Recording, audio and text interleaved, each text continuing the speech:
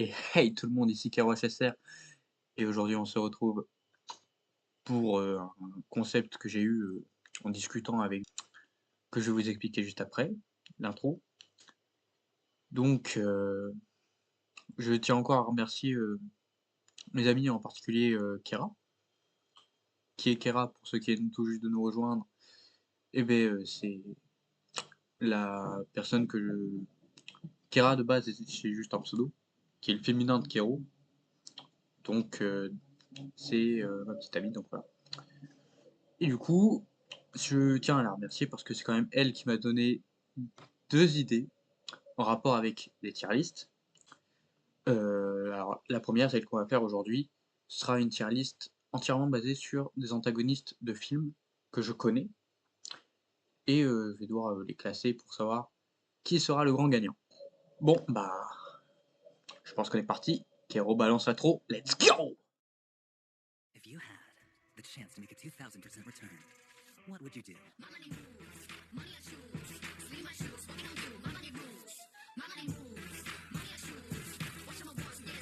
Alors, avant de commencer et de vous introduire un peu tous les personnages, je vais d'abord vous introduire la tier list. Donc, tout en bas, on a le E, ensuite D, C, B, A, S, ça OK, on connaît, c'est basique. Mais, ce que je vous dis pas, c'est qu'il y a une référence dans le code couleur.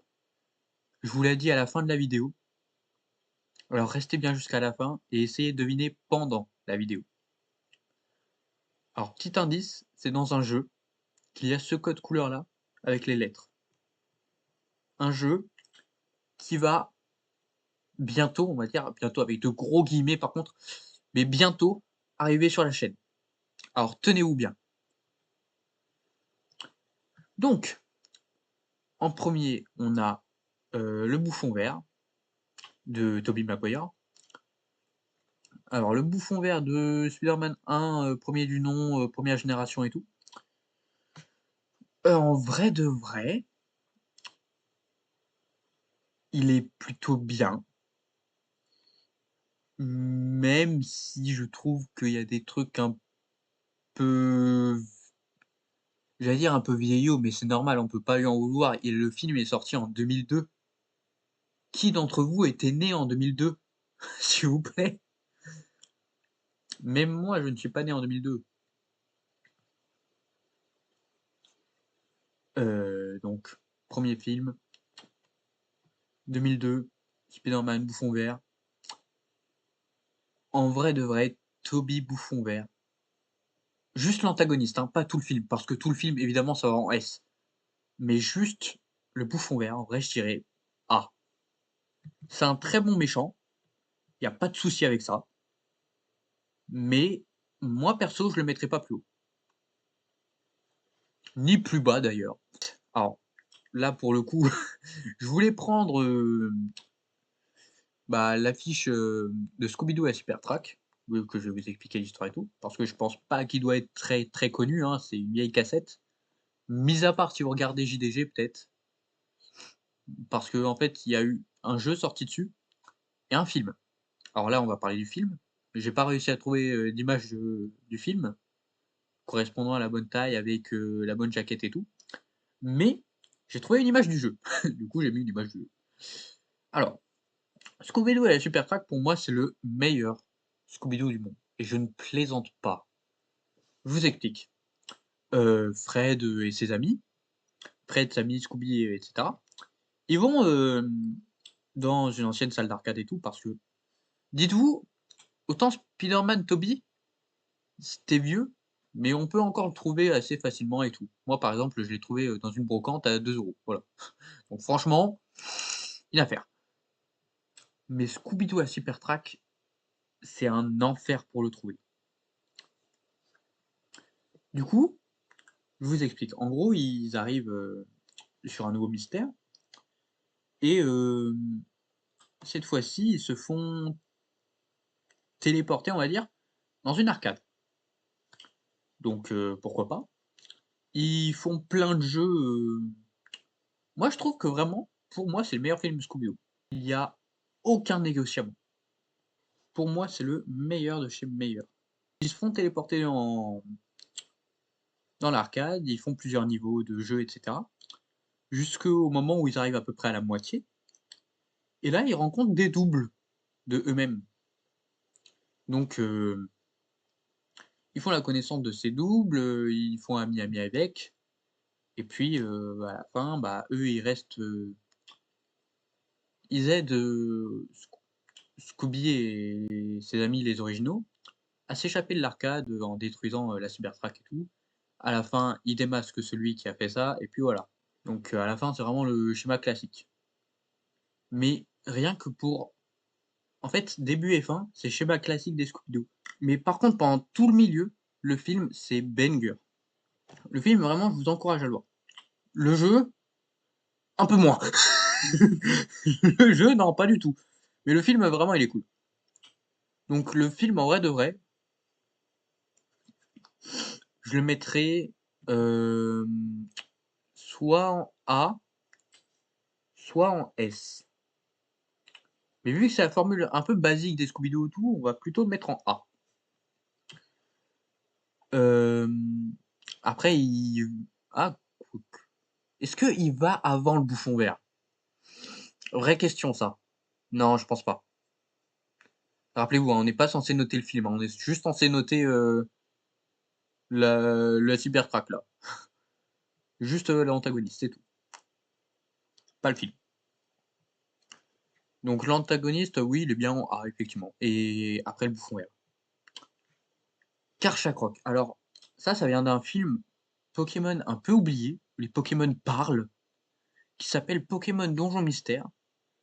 Alors autant c'est un très bon film, mais très peu connu. Et c'est vrai que Karchakroc, quand tu le vois au milieu, alors je l'ai vu énormément de fois, mais quand j'étais petit, donc là j'ai plus beaucoup de souvenirs, faudrait que je me le remate. Mais il était vachement bien. Et je me souviens d'une attaque que Karchakroc il fait à Helio, je sais plus, à Plante Tournesol là. Et genre, elle devient complètement folle et je crois qu'elle veut embrasser tout le monde. Enfin, ça n'avait plus aucun sens. Mais avec le recul, c'était marrant. Donc en vrai, Karchakroc. Et puis même, il est puissant, il est beau. On le voit dans une grotte.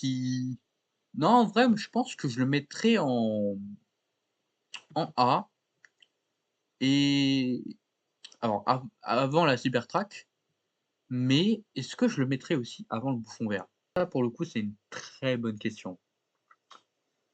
Est-ce que je le mettrais avant le bouffon vert quand même? En vrai, non. Non, il mérite pas une telle place. Il va rester là, il est bien. Vector. Alors Vector de Despicable Me, le premier, parce que non, je vais pas dire moi moche et méchant. Vector, en vrai de vrai, il est un peu marrant, mais ça se voit que dans sa tête, c'est un gamin.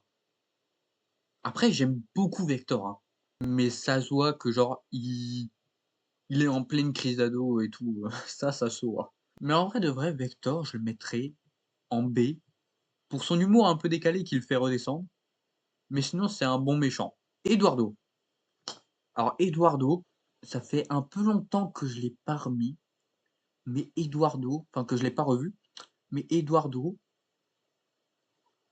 il y avait des trucs qui le rendaient un peu prévisible, mais en même temps il essayait de se cacher et tout. Par exemple, le truc qui le rendait prévisible, c'était vraiment des gros trucs bizarres dans son festival, Mérico, je sais pas quoi là. Mais en même temps, il a essayé de se cacher en donnant son sérum à l'autre con qui vendait ses perruques là. Donc en vrai de vrai, je sais pas si je le mettrais B ou C. Mais en même temps, si j'ai mis Vector en B, j'ai envie de le mettre en C lui, parce qu'il est moins iconique. Donc en vrai de vrai, je sais pas. En vrai de vrai, je pense que je le mettrais en C. Mais vraiment première place. Alors, le mignon violet bizarre. On va l'appeler mignon 41, voilà. Donc le mignon 41, en vrai de vrai, vous vous souvenez là, de la scène dans le film avec les lumières qui s'allument et toutes les cages de mignons et tout? Cette scène m'a trauma. Voilà, rien que pour ça, je suis obligé de la mettre en S. S, c'est pas la meilleure. À la fin, on rajoutera une dernière catégorie pour savoir vraiment qui sera le meilleur. Donc ne vous en faites pas, S n'est pas le meilleur. Alors, ensuite, on a Magmion. Pour ceux qui connaissent pas, parce que peut-être que j'ai une audience très jeune, peut-être, je ne connais pas vos âges, mais pour ceux qui ne connaissent pas Magmion, c'est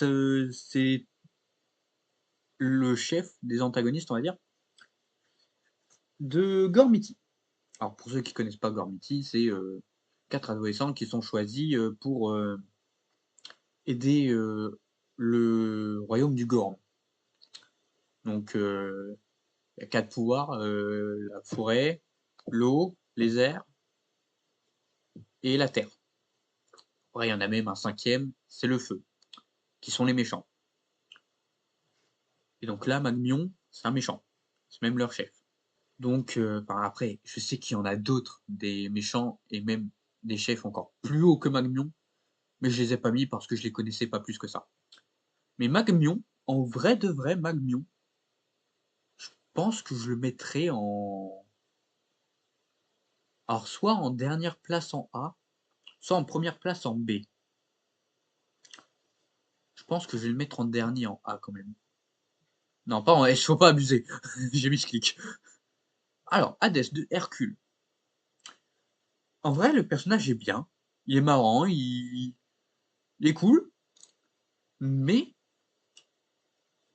le seul truc que j'aime pas chez lui, c'est que la version Disney n'est pas très fidèle au vrai Hadès.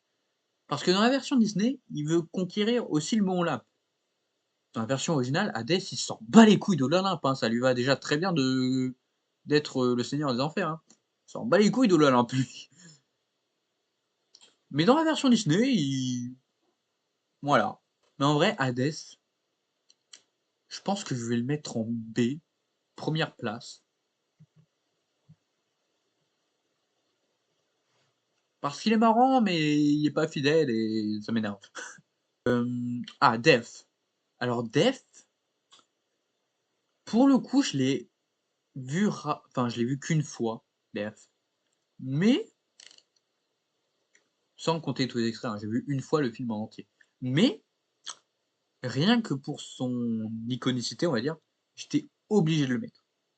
Et rien que pour ça, je suis aussi obligé de le mettre en au moins B, ou ici, je pense. Ici, voilà. Je pense que c'est bien à sa place ici. Juste parce qu'il est iconique, vraiment. Ensuite, l'autre con du fils d'Hermès de Percy Jackson. Donc, alors, Percy Jackson, pareil, un assez vieux film parce qu'il est sorti en 2008. Enfin, le premier, pas le 2. Le 2, je sais pas quand il est sorti, 2000. Merde, on avait vu ça avec Roucoule, quand est-ce qu'il était sorti? Roucoule, c'est un de mes partenaires et tout. Il y a sa chaîne dans la description, vous pouvez aller la voir et tout. Pour l'instant, il a pas trop commencé, mais il fait des trucs sympas. Mais en vrai de vrai, Percy Jackson, le 2, je crois qu'il est sorti en 2015, il me semble, et le premier 2008. Donc, de toute façon, dans les deux, le méchant, c'est lui. Et dans les deux, il est con. On va pas y aller par des mille chemins, il est con. Après, son père, c'est Hermès aussi. Tel père, tel fils, hein, j'ai envie de dire. Non, mais il est très bien, Hermès, mais il est un peu chiant. C'est pas Kratos. Quoi, en vrai, je vais appeler Hermesson parce que je crois que c'est Luc son prénom, mais je m'en souviens jamais. Du coup, Hermesson, euh, Hermesson, je vais le mettre en D. En fait, soit je le mets en D, soit je le mets en E. En vrai de vrai, je vais le mettre en E. Non, en vrai, il est con, mais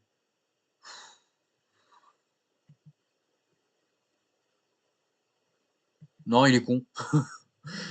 Et autant dans le 1, ça passe un peu, mais dans le 2, il est vraiment con. Alors, lui, justement, lui, si vous ne le connaissez pas, c'est normal. Il est quasiment inconnu. Ça vient d'un film Pokémon qui s'appelle Celebi et la voix de la forêt, je crois. Et justement, ce gars, le chasseur de je sais plus quoi, il m'a putain de trauma.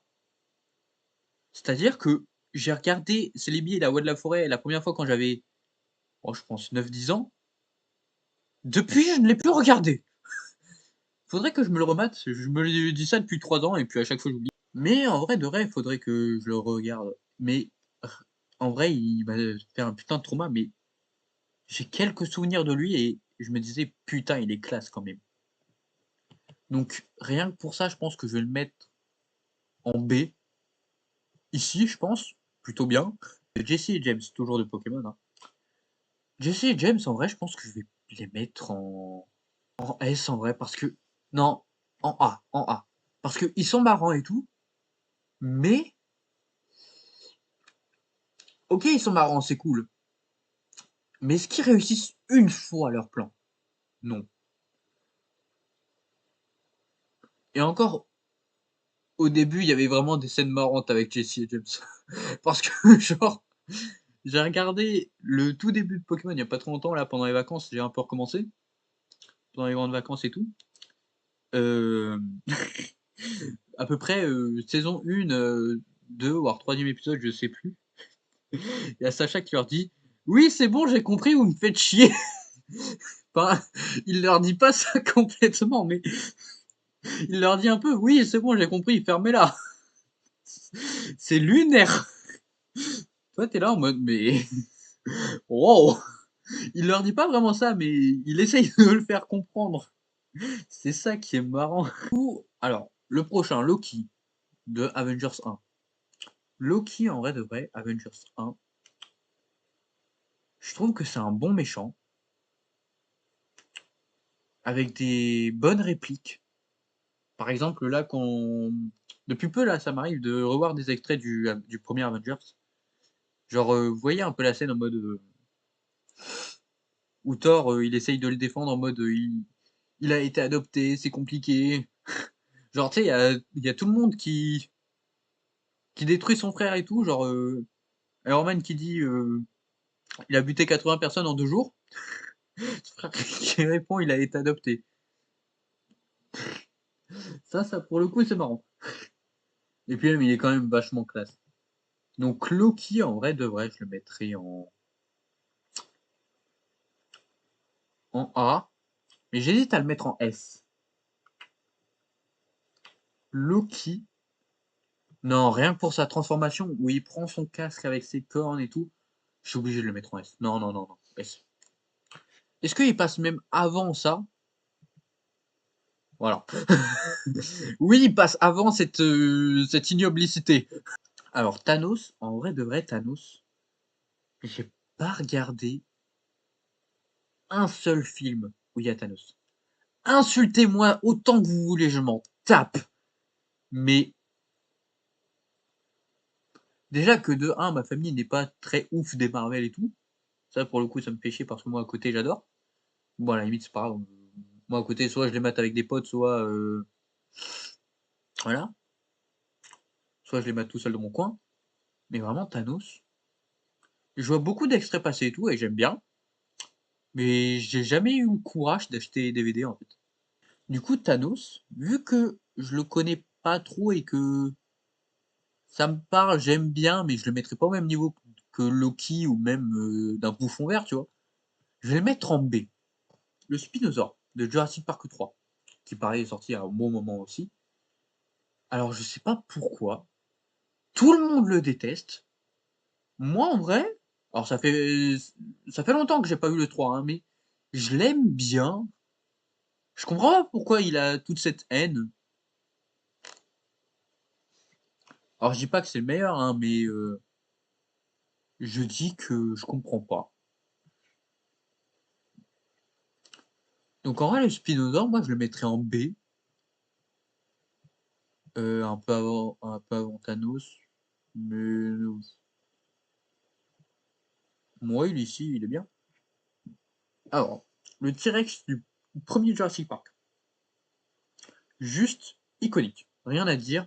Il va tout de suite en A, devant James et Jesse, et devant l'autre con de Magmion, devant la Super Track, et devant Karchakroc. Est-ce qu'il va aussi devant le Bouffon Vert? Non, il va pas devant le bouffon vert quand même. Tai Lung, c'est non négociable, il va en S. Mais est-ce que je le mets direct en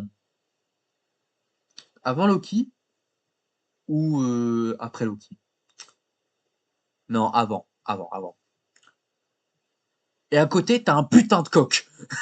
Roukoul, va falloir qu'on parle. Parce que ton coq, il va là, ton coq. Désolé, Kera aussi. Mais votre coq, il est nul à côté de mon Tai Lung. Désolé, vraiment. Hein.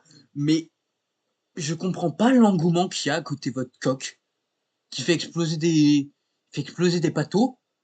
Le mien, il s'évade d'une prison et il inspire la terreur dans tout le village. Ça, pour le coup, j'ai pas compris votre délire avec votre coq. Il va vraiment falloir qu'on parle au coup, les Kera. Hein. Le buffle, je l'ai pas. Pour le coup, le buffle, j'ai pas trop vu le film et tout, alors je pourrais pas trop en dire malheureusement. Mais de ce que j'ai vu, il avait l'air d'être plutôt sympa. Même si bon, il y a une petite incohérence, je sais pas pourquoi, je vais vous expliquer après. Mais de mon point de vue, le buffle, en vrai de vrai, ça fait un peu style Berserker en mode il a buté tout le monde et tout. Parce qu'en gros, alors de ce que j'ai vu des extraits, et si vous avez pas vu le film, je vais essayer de vous le réexpliquer. En gros, il essaye de buter vraiment tous les, toute la clique de peau pour avoir, je crois que c'est genre des sortes de badges, je sais plus, pour pouvoir les invoquer quand il le veut, je crois. Il me semble que c'est ça. La petite incohérence que moi j'ai trouvée, c'est que je ne sais pas pourquoi, Oogway, je sais pas si vous voyez qui c'est c'est la vieille tortue dans le premier là, qui est mort dans le premier. Il est mort de vieillesse, on va dire. Eh ben, ne me demandez pas comment, mais il a réussi à revenir dans le 3.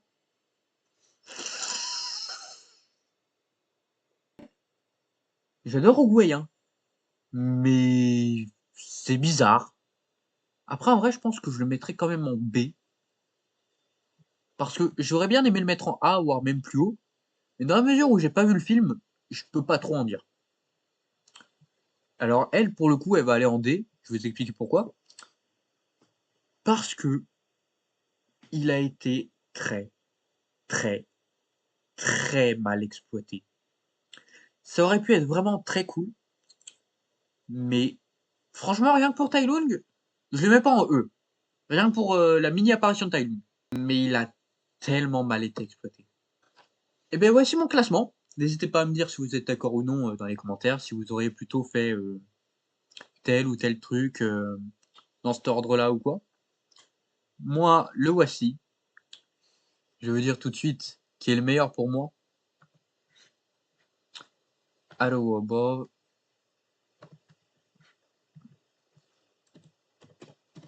GOAT. Pour moi, le GOAT, ce serait Tai Lung. Mais j'adore aussi Loki. Bon, Mignon 41 un peu moins. Mais en fait, pour le GOAT, j'hésite un peu entre Tai Lung et Loki, tu vois. Mais je pense que Tai Lung restera toujours le GOAT. Donc voilà. Voilà à quoi ressemble la matière liste de mes antagonistes que j'ai vus quand j'étais plus petit ou même que parfois je continue un peu de regarder ou quoi. Donc, voilà, c'est la mienne. Maintenant, alors, si vous êtes resté jusqu'ici, c'est que vous voulez voir la réponse pour le code couleur. Donc je vous laisse encore 3 secondes pour y réfléchir. Les 3 secondes sont écoulées. Le code couleur, c'était par rapport au rang du jeu Yokai Watch. Parce que oui, je compte faire du Yokai Watch. Alors, avant, il faut que je m'entraîne un peu dessus et tout, que je me fasse la main, que j'ai ça ROM, etc. Mais ça peut se faire et j'aimerais beaucoup le faire avec vous. Donc, je pense que dans assez peu de temps, il y aura un let's play de Yokai Watch dans la scène, dans la chaîne où, on essaiera évidemment de faire, alors le 100 je sais pas, mais au moins d'avoir tous les yokai, ça c'est sûr. Le 100 à voir. Mais en tout cas, tenez-vous prêts car le let's play de Yokai Watch, là je vais vous dire ce qu'il manque pour le faire. Il manque la ROM, les muselets, la manette je l'ai, j'ai tout ce qu'il faut. Il me manque juste la ROM que je peux trouver tranquille. Et dès que j'ai la ROM, je m'entraîne dessus. Dès que j'ai fini mon entraînement pour voir vite fait comment ça marche et tout, je vous fais le premier épisode. Et après, si jamais le Yokai Watch 1 marche, pourquoi pas essayer de faire les autres. Alors, je pense qu'on va faire le premier et le deuxième, Yokai Watch 1 et 2, parce que pour moi, je considère que c'est le meilleur. À partir du 3, après, ça a commencé à partir en couille. Alors, à propos de Yokai Watch aussi, j'aurais adoré vous faire Wibble Wobble.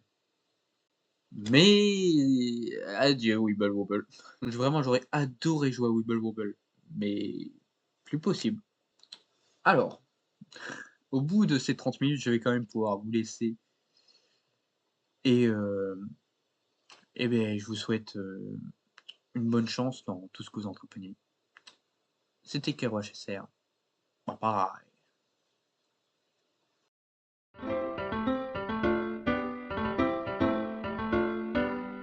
Every day I imagine a future where I can be with you. In my hand is a pen that will write a poem of me and you. The ink flows down into a dark puddle. Just move your hand right the way into his heart. But in this world of infinite choices, what will it take just to find that special day? What will it take just to find that special day? Have I found everybody a fun assignment to do today? When you're here, everything that we do is fun for them anyway.